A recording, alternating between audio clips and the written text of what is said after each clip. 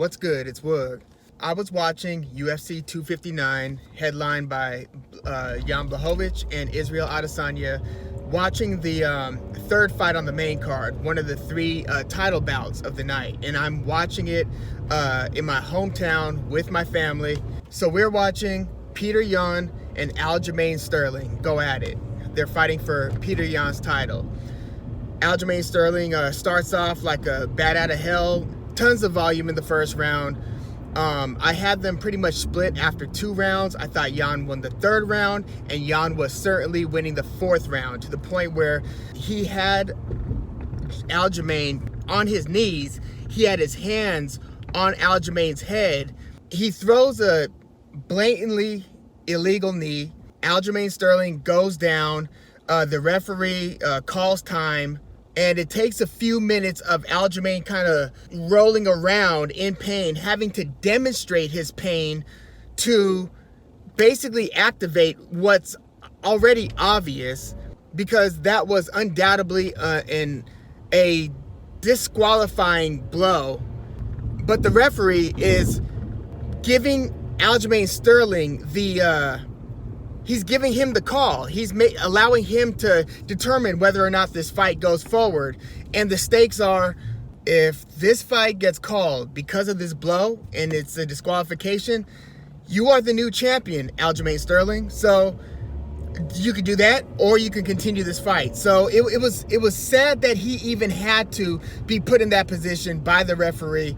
But they ultimately called the fight. Aljamain Sterling's your new champion in the division. This is just an unfortunate outcome, because, I mean, you want to see the fight be determined on balls and strikes, you know what I mean? On what actually takes place. And it was. I mean, it was a disqualifying blow, so the fight's called. There is your answer, right? But you want to see a more conclusive result to any fight. But in no way should any of this blame, fault, what have you, be heaped onto Aljamain Sterling. I think we could all agree on that, right? And logically, there's no reason for Petr Yan, who was winning the fight, let me get that one out there, increasingly taking control. It wouldn't make any sense for him to want the fight to be called on a disqualification at that point, because he was not in cruise control, but it was increasingly going in his direction. But I get the impression that there's a dissatisfaction with the rules, in that not only are you taking the title away from the guy who committed the foul. I think that the public is split on that one. I'm in the camp of, yeah, I do think that you should lose the title on a disqualification. Otherwise, it incentivizes you to do it. If you were losing a fight and then you choose to foul him because you know, at least I get to keep the title, that's a terrible incentive. You don't want that. So I have no problem with the title being taken from the guy who commits the foul, even if he's the reigning champ, gets his title stripped due to disqualification. Okay, but do you then give the title to the guy who the foul was committed on, whether or not he was winning the fight? And I think that that's where we're more split, where it's like, I don't know if you should be champ, especially if you were losing the fight. So it's like, what's the remedy? And the person in the room, as we're watching the fight, who came up with the best solution was my mother. So the room is split.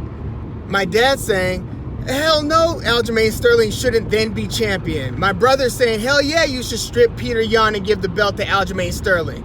And my mom says, how about you strip the title of the guy, the champion who committed the foul, but you give the belt to Aljamain Sterling, or the person who's fouled, if they were up on the cards. Basically, you go to the cards, and if the person who got fouled is up on the cards, you reward him with the title, and if he was losing the fight, then you have a vacant title that can then be fought for. Maybe by the same 2 guys, maybe not. But you only reward the fouled Aljamain Sterling if he was up on the scorecards. That way, you don't end up with because Aljamain Sterling himself dropped the belt on the canvas, walking away from it with his hands on his hips, saying, I didn't want to win the title like this. but he is now your champion, and he was fighting his heart out. I thought he was going to gas out like by the second round based on how much activity he was taking on, and it was very effective in a lot of cases. It had, you know, Petr Yan looking like he was surrounded, like damn. But he was fatiguing and getting hit more cleanly more often as the fight was going on. But that's neither here nor there. My mom's suggestion in how we should remedy these obviously somewhat flawed rules is you strip the guy who commits the foul. So the champion, boom, commits the foul. So the belt leaves his hands. But the direction that it then goes in is determined by whether the guy who gets fouled was up or down on the scorecards at the time of the foul. Problem solved, Mom. Love you. But yeah, let me know what your thoughts are on the proposed rule. Is it a better replacement than the existing rule? Let me know your thoughts in the comments.